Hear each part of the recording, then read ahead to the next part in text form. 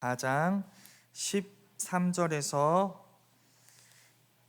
22절 말씀입니다. 한 절씩 교독하고 마지막 절을 합독한 뒤에 우리 하나님의 말씀을 고백하도록 하겠습니다.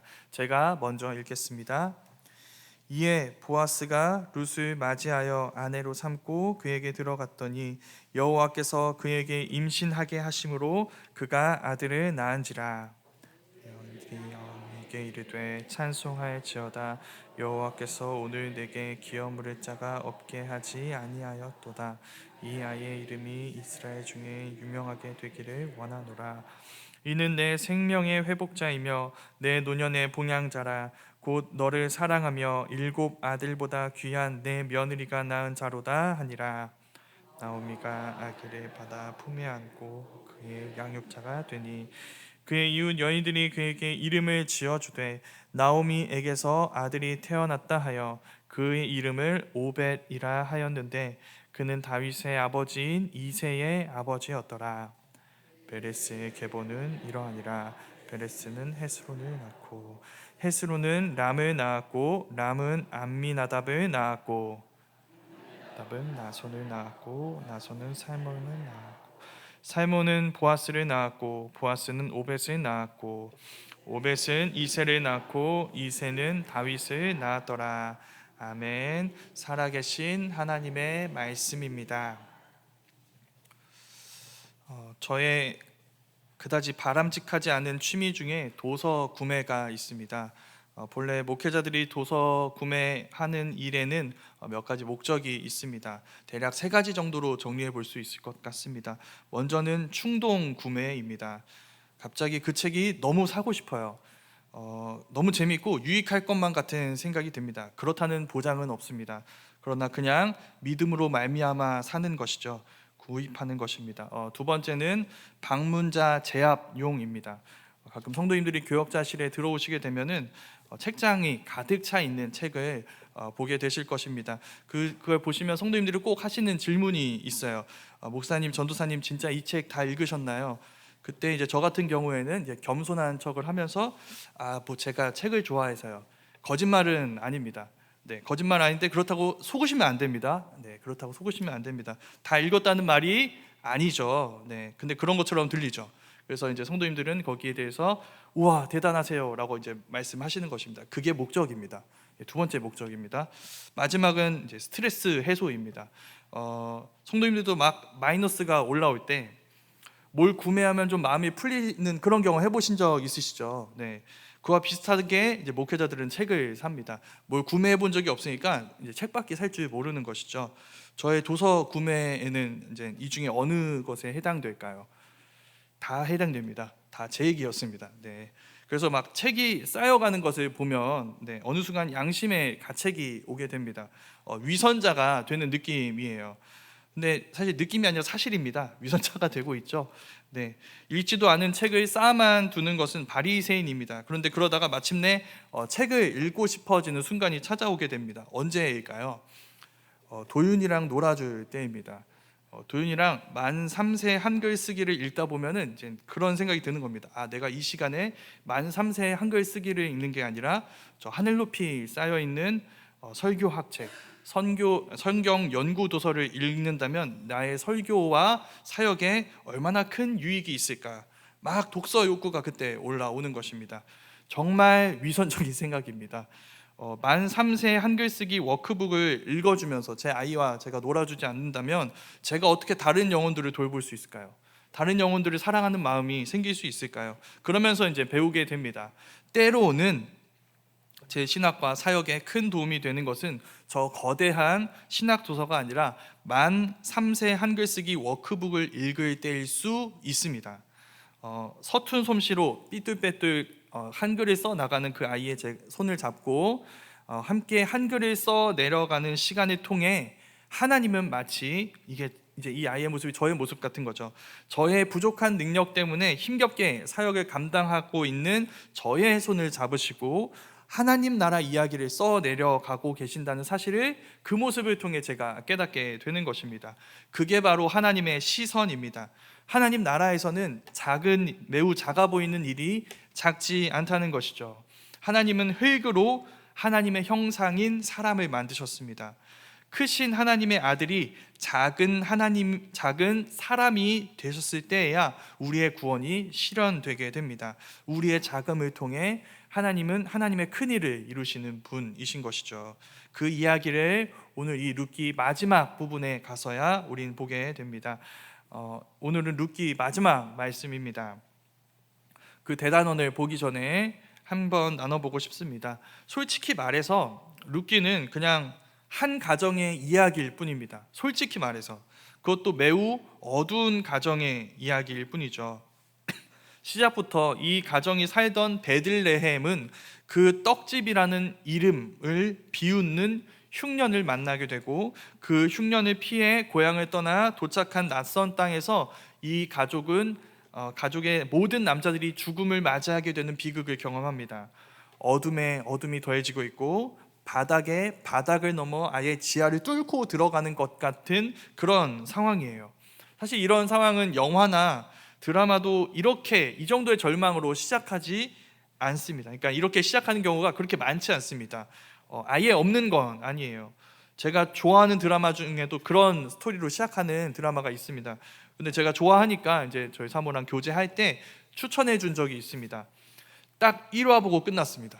딱 1화 보고 1화에 무슨 일이 일어나느냐, 주인공의 아버지가 억울하게 돌아가세요. 그리고 주인공은 억울하게 감옥에 가게 됩니다. 그러니까 보고 싶지 않대요. 뒤에 내용 보고 싶지 않다. 네, 마치 룻기가 그렇습니다. 시작부터 다 죽습니다. 도대체 앞으로 어떻게 하려고 이렇게 시작하는 거지? 라는 생각이 들게 되는 것이죠. 여기서 이런 상황을 어떻게 무엇으로 수습할 수 있단 말인가? 라는 생각이 드는 것이죠. 이런 의구심으로 이 이야기를 따라갈 때 우리가 룻기에서 보게 되는 것은 이 거대한 어둠을 절대 이길 수 없을 것처럼 보이는 작은 은혜의 사람들입니다. 룻기에는 총 3명의 은혜의 사람이 등장합니다. 헷세드의 사람이 등장합니다. 첫 번째는 룻이었고 두 번째는 보아스입니다. 이 두 사람이 온 가족을 잃어버린 나오미의 텅 빈 삶을 채우고 이제 그 끝에 와 있는 것이죠. 그 끝에서 우리는 이 메시지를 먼저 기억해야 합니다. 거대한 어둠에 맞서는 방법은 무엇일까요? 그 어둠을 이길 수 없는 작은 빛, 작은 은혜의 사람이 되는 것입니다. 이길 수 없는데 무슨 의미가 있나요? 이 어둠이 이 작은 빛으로, 이 작은 은혜로 달라지기나 하나요? 네, 달라집니다. 이 작은 은혜가 의미 없지 않습니다. 왜냐하면 하나님이 바로 그 작은 은혜를 통해 그 큰 어둠을 몰아내시기 때문이죠. 그 첫 번째 사람 룻과 두 번째 사람 보아스가 마침내 나오미의 어둠을 몰아내고, 그래서 나오미의 삶에 빛이 비치고 있습니다. 그 장면을 살펴보며 먼저는 이제 두 사람에 대해서 집중을 할 텐데, 엄밀히 말하면 세 사람입니다. 먼저는 룻에게 좀 집중을 해보려고 합니다. 우리가 읽은 첫 구절 내용이 13절 말씀인데, 13절 말씀을 원문으로 본다면 우리 성경과 좀 다른 부분이 있습니다. 원문을 제가 직역해 보겠습니다. 보아스가 룻을 취하였다. 그래서 룻이 보아스의 아내가 되었다. 뭐가 다른가요? 이게 다릅니다. 보아스만 주어가 아닙니다. 또 누가 주어일까요? 룻이 주어인 것이죠. 이건 이런 뜻입니다. 보아스와 룻이 부부가 된 건 오직 보아스의 주도로만 된 일이 아니라는 것이죠. 보아스 이전에 주도적인 역할을 감당했던 건 바로 룻이었다는 것을 이 말씀이 우리에게 들려주고 있는 것입니다. 두 번째 포인트는 이것입니다.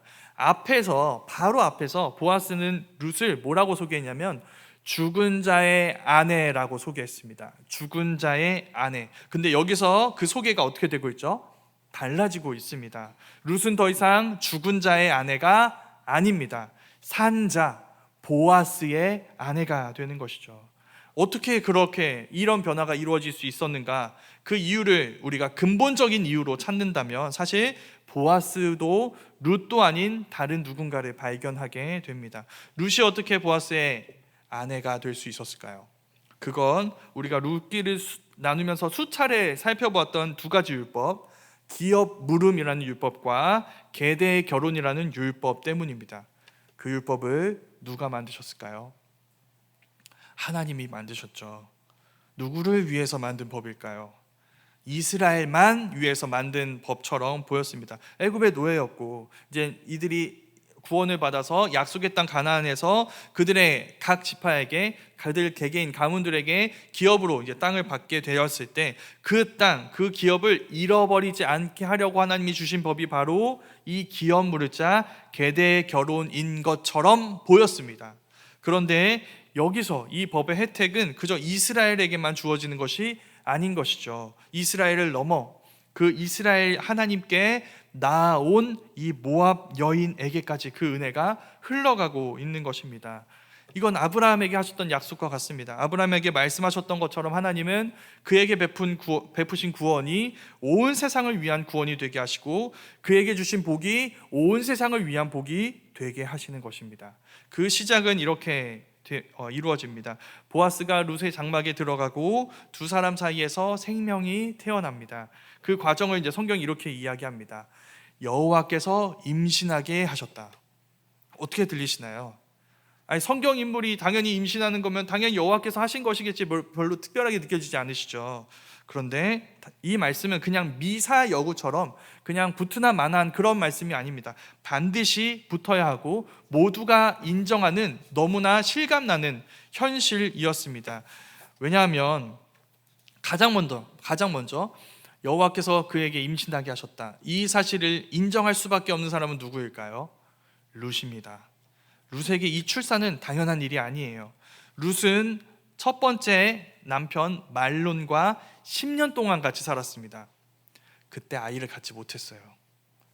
아이를 낳지 못한 상태에서 말론이 죽었습니다. 그런데 그런 룻에게 아이가 탄생하게 된 것이죠. 공교롭게도 또 그 얘기는 베들레헴 장로들의 축복과 같습니다. 베들레헴 장로들이 이제 보아스가 룻에게 이 계대 결혼의 의무를 시행하겠다, 그와 결혼해서 그의 가족이 되겠다 이런 얘기를 했을 때 이런 축복을 했었습니다.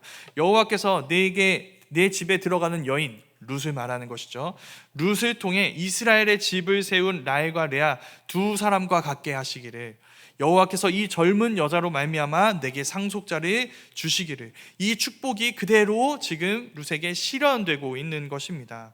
이렇게 여호와께서 전면에 나서서 일하시는 장면은 사실 여기가 두 번째입니다. 첫 번째 장면은 어디일까요?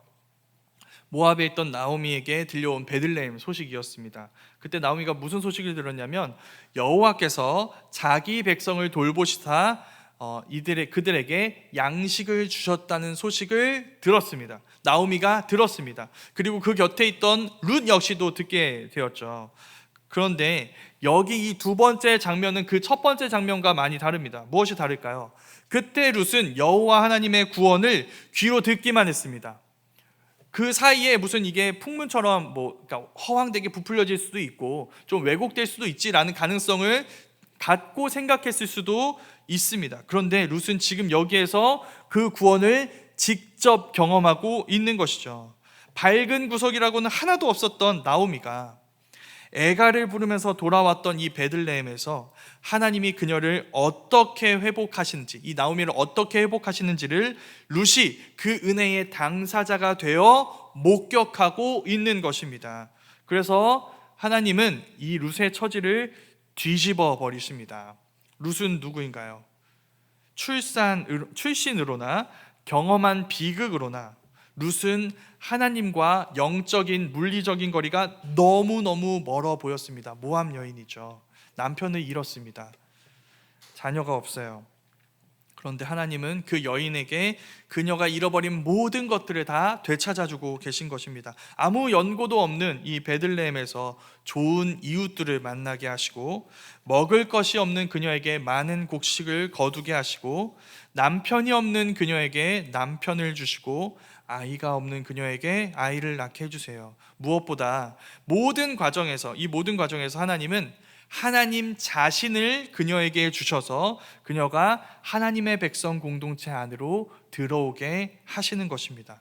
그래서 우리가 앞에서 말한 것처럼 룻은 나오미에게 첫 번째 은혜의 사람, 헤세드의 사람인 것은 맞습니다. 그런데 그냥 은혜 베푸는 자로 거기에 있는 것은 아니에요. 룻은 은혜를 어떤 사람일까요? 받은 사람입니다. 은혜를 누리는 사람이에요. 룻기에서 룻은 하나님이 직접 나서서 한 개인에게 은혜를 베푸시는 이야기의 유일한 주인공입니다. 우리가 그 사실을 진심으로 믿고 경험하게 된다면 우리는 은혜의 사람이 되기를 주저하지 않을 것입니다. 룻이 나오미를 섬길 때 하나님이 나오미에게 은혜를 주시는 방법은 룻에게 은혜를 베푸셔서 그 은혜가 나오미에게 흘러가게 하는 방법이었습니다.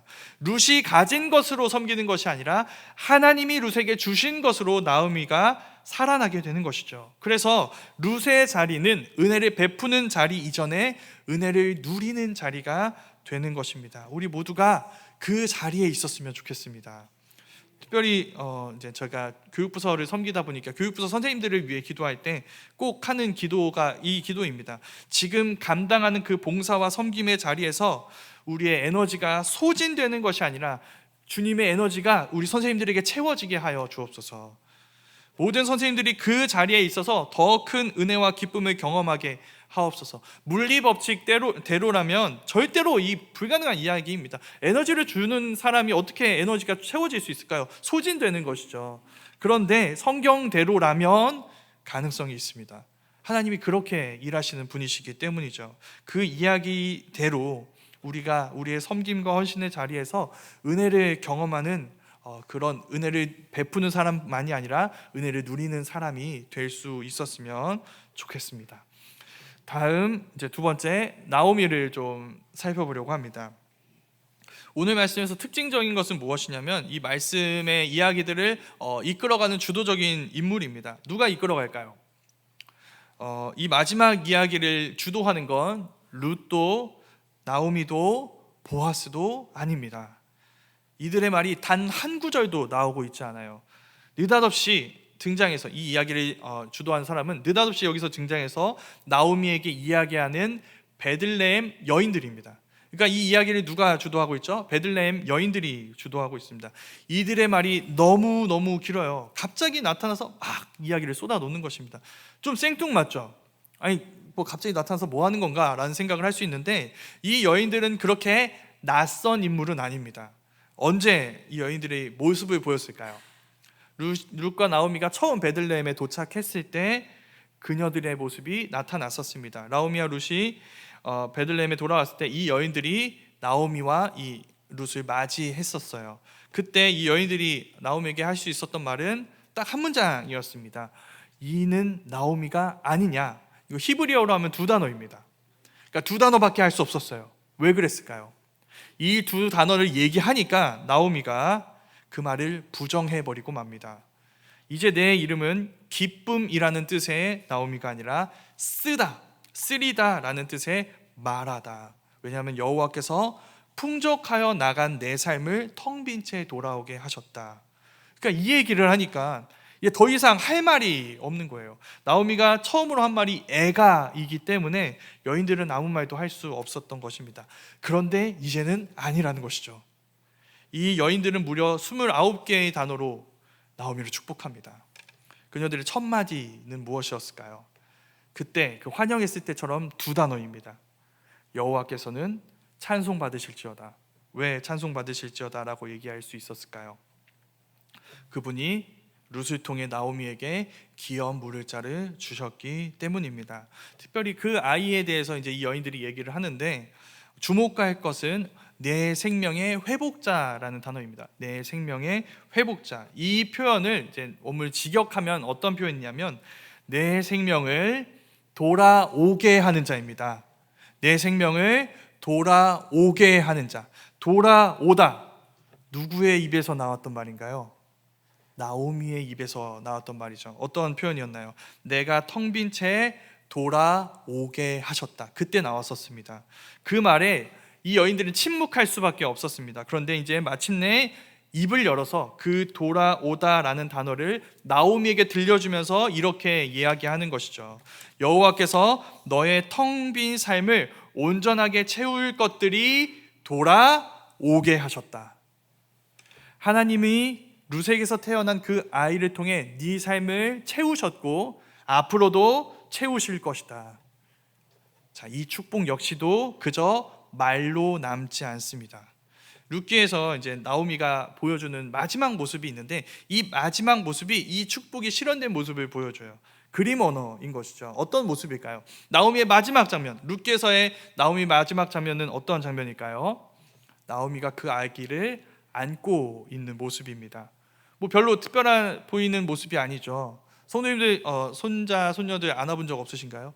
다 있으시잖아요. 이거 너무 당연한 이야기인데 왜 굳이 이 얘기를 꺼내는 걸까요? 이게 나오미가 첫 장면에서 원하고 바라던 그림이었기 때문입니다. 모압에서 남편은 이렇습니다. 나오미가 뭘 기대했을까요? 이제 내 아들이 그 상태에서 내 아들이 이제 결혼했는데, 결혼한 이 아이가, 우리의 아들의 이제 에게서 태어날 이 생명이 내 이 텅 빈 마음을 채워줄 것이라고 기대했었습니다. 그런데 두 아들이 어떻게 되나요? 아이 없이 죽음을 맞이하게 되어버린 것이죠. 그래서 이제 영영 나오미의 품은 채워질 수 없다고 생각했습니다. 그렇게 보였죠. 그런데 지금 이 나오미의 품이 새로운 생명으로 채워지고 있는 것입니다. 그리고 여기에 이제 한 가지 이야기가 더 붙어 있는데, 어떤 얘기냐면 이런 얘기입니다. 나오미가 그 아이의 양육자가 되었다는 것입니다. 이제 나오미가 이 아이를 키우는 것이죠. 어떻게 들리세요? 불편하지 않으세요? 네, 이런 거죠. 손자 손녀들 너무 예쁘죠? 선생님들 너무 예쁘지 않으신가요? 사랑스럽죠. 네. 근데 계속 같이 있으면 어떠신가요?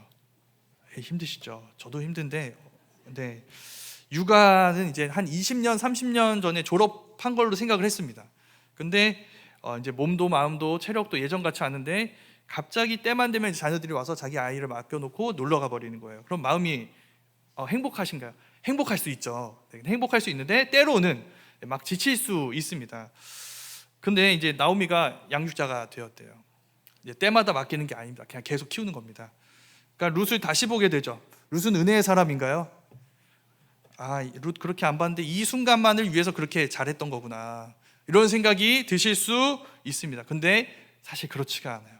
어떤 내용 때문이냐면, 베들레헴 여인은 룻을 이렇게 얘기합니다. 성경 전체를 통틀어 봐도 한 여인에게 이 정도의 축복을 해준 경우는 거의 찾아보기 어렵습니다. 뭐라고 얘기하냐면 이렇게 얘기합니다.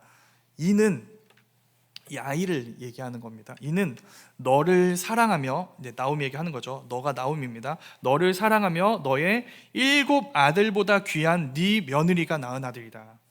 그러니까 굉장히 어마어마한 축복을 지금 룻에게 하고 있어요. 이게 룻입니다. 그러니까 룻은 나쁜 마음에서 나오미를 이용하고자 하는 마음에서 이렇게 양육자로 맡긴 것이 아닙니다. 근데 나오미가 그 양육자가 되었다는 것은 이런 뜻입니다. 네, 이걸 들으시면 이해가 되실 것 같은데, 기본적으로 지금 나오미는 나이가 많을까요, 적을까요? 굉장히 많습니다. 노년이에요. 그리고 사실 룻기를 전체를 본다면 지금 나오미가 좀 뭔가 한 일들이 하나도 없습니다. 그러니까 베들레헴에 온 거 외에 뭐 이뤄낸 업적이나 이런 것들이 하나도 없어요. 보아스와 룻의 만남을 주도하지 않았냐? 네, 하긴 했죠. 그런데 진짜 그 계획대로 나서서 움직였던 건 누구죠? 룻과 보아스입니다. 그러니까 룻기 안에서 나오미는 직접 뭔가 의미 있는 일을 해본 적이 하나도 없습니다. 그런데 이제는 그렇지 않죠. 나오미에게 새로운 사명이 생겼습니다. 룻이 낳은 그 아이는 나오미가 키우게 될 거예요.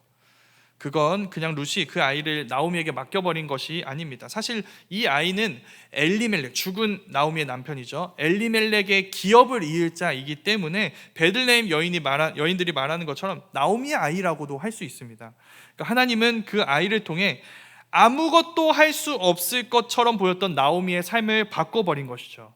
이미 노년이 되어서 이제 뭐 살아야 될 이유도 의미도 없다. 나 그냥 자녀 수명을 그냥 소모할 뿐이다, 이렇게 생각할 수 있을지 모르는 나오미의 삶에 그렇지 않다고 하나님이 말씀하시는 것입니다.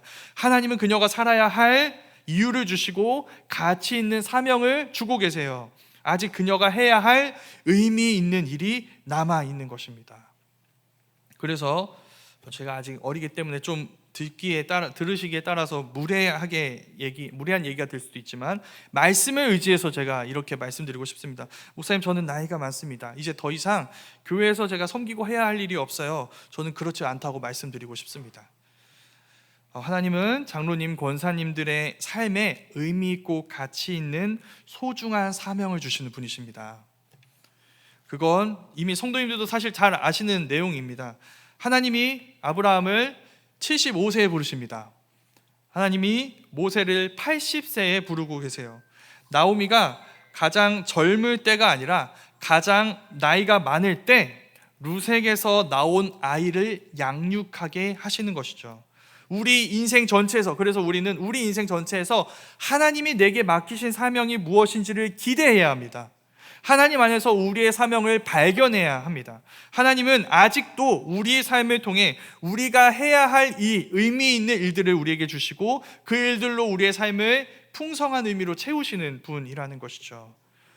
그리고 마지막으로 이제 그 여인들이 한 가지를 더 합니다. 이제 이게 세 번째 사람에 대한 이야기인데요. 여기가 사실 가장 특이한 부분입니다. 아이의 이름은 누가 지을까요? 부모님이 짓죠. 그리고 또 뭐 할머니, 할아버지가 지을 수도 있습니다. 그런데 이 베들레헴에 사는 이 여인들이 이 아이의 이름을 지어주고 있습니다. 부모나 친지가 아니라 마을 사람들이 이 아이의 이름을 짓는 것이죠. 베들레헴에서 돌아올 때 이 이는 나오미가 아니냐라고 하면서 나오미의 이름을 말했던 것처럼 이 여인들은 이제 이 아이의 이름을 불러줍니다. 그 이름은 바로 오벳입니다. 바로 이 정적이 이 말씀을 처음 들었던 사람들의 반응입니다. 왜 정적이 이루어졌을까요? 이 이름 때문에 룻기의 모든 스토리는 이제 여기서부터 완전히 새로운 국면에 접어들게 됩니다. 사실 앞부분에서부터 이스라엘 백성들은 어느 정도 눈치는 채고 있었어요. 여기에 이제 오벳이라는 이름이 딱 등장하니까 이들은 이제 예상만 했고 기대만 했던 일들이 확신으로 주어지는 것을 보게 됩니다. 룻기가 이렇게 시작했습니다. 룻기 1장 2절 말씀인데 제가 한번 읽어보도록 하겠습니다. 그 사람의 이름은 엘리멜렉이요 그의 아내의 이름은 나오미요 그의 두 아들의 이름은 말론과 기론이니 유다, 베들레헴, 에브랏 사람들이더라. 그들이 모압 지방에 들어가 거기 살더니. 자, 배경이 어디인가요? 유다, 베들레헴, 에브랏입니다. 이 지명을 보자마자 이스라엘 백성들이 떠올렸을 사람은 딱 한 사람입니다. 이 동네 출신 중에 제일 유명한 사람이에요. 사무엘상 17장 12절에 그 사람이 이렇게 나옵니다. 다윗은 유다, 베들레헴, 에브랏 사람 이세라 하는 사람의 아들이었는데, 자, 이제는 말할 수 있습니다. 사실 룻기는 이 사람 얘기하려고 기록된 거예요. 오벳이라는 이름이 나온 이상 이제 룻기는 더 이상 룻, 나오미의 집 이야기로 제한되지 않습니다. 왜 그럴까요? 오벳은 이새의 아버지 그리고 다윗의 할아버지이기 때문이죠. 하나님은 오벳을 주셔서 무슨 일을 하고 계시는 걸까요? 나오미의 텅 빈 인생만 채우시고 그녀의 어둠만을 끝내지 않으십니다. 오벳을 통해 다윗을 주셔서 하나님은 온 이스라엘을 구원하시고 회복하십니다. 이 시대가 어느 시대이죠? 사사시대입니다. 사사시대는 무엇이 없는 시대일까요? 왕이 없는 시대입니다. 하나님을 떠나 저마다 자기 눈에 보기 좋은 대로 사는 이 사사기의 어둠을 다윗 왕의 시대를 통해 끝내버리시는 이야기를 지금 하기 위해서 룻기의 이 모든 이야기를 하나님이 우리에게 주신 것입니다. 앞서 룻기에 나오는 은혜의 사람은 셋이라고 했습니다. 누구였죠? 룻이었고 보아스였습니다. 세 번째는 누구일까요? 다윗입니다. 이 마지막 사람은 다윗이에요. 그래서 볼 수 있습니다. 룻기는 나오미의 가정 이야기를 넘어 온 이스라엘을 향한 하나님의 구원 이야기가 되는 것이죠. 그래서 룻기는 계속해서 이제 우리의 예상을 깨뜨리는 이야기였습니다. 처음부터 한번 생각해 볼까요? 룻기를 처음 펼칩니다. 우리가 방금 1장 2절 말씀을 읽었는데 누가 등장하나요? 엘리멜렉이 등장합니다. 그럼 엘리멜렉이 주인공이구나. 그렇지 않습니다. 모압에서 엘리멜렉과 그의 두 아들이 다 죽습니다. 누구만 남죠? 나오미만 남습니다. 그럼 이건 나오미 얘기겠구나. 아니요, 그렇지 않습니다. 이 이야기의 주도권은 누구에게 넘어갈까요? 나오미의 며느리인 룻에게 넘어갑니다. 그럼 이건 룻이 주인공인 얘기구나. 아니요, 그렇지 않습니다. 보아스가 등장하죠. 보아스가 룻에게 헤세드를 베풀고 나오미의 기업을 회복해서 룻의 남편이 됩니다. 그럼 최종 주인공의 타이틀은 보아스에게 있구나. 아니요, 오늘 말씀이 이야기합니다.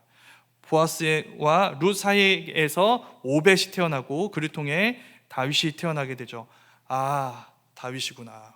엘리멜렉인 줄 알았지? 아니, 나오미였어. 나오미인 줄 알았지? 아니, 룻이었어. 룻인 줄 알았지? 아니, 보아스였어. 보아스인 줄 알았지? 아니, 오벳을 통해 태어난 다윗이었어. 이게 이제 룻의 흐름인 것이죠. 근데 그렇게 말할 수 있을까요? 다윗이 주인공이라고 얘기할 수 있을까요? 사실 다윗까지 온 후에야 우리는 이렇게 얘기하게 됩니다. 이 이야기의 주인공은 사실 이 모든 인물들 중에 어느 누구도 아닙니다. 룻기는 이 모든 은혜 이야기로 자신의 은혜 이야기를 이루어 주신 여호와 하나님의 이야기가 되는 것이죠. 여호와 하나님이 사사시대를 지나며 빼앗겼던 이스라엘의 기업을 다윗을 통해 되찾게 해 주시는 것입니다. 그래서 다윗을 넘어 여호와 하나님이 이스라엘 전체의 진정한 기업 물을 자, 구속자, 고엘이 되어 주신 것입니다. 그러나 하나님은 다윗으로 끝내지 않으십니다. 그 다윗의 후손으로 우리 주 예수 그리스도를 우리의 기업 물을 자로 보내주시는 것이죠.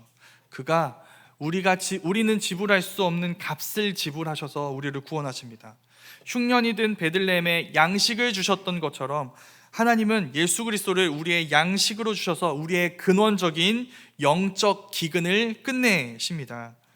예수 그리스도께서는 우리를 부요하게 하시기 위해서 스스로 가난하게 되십니다.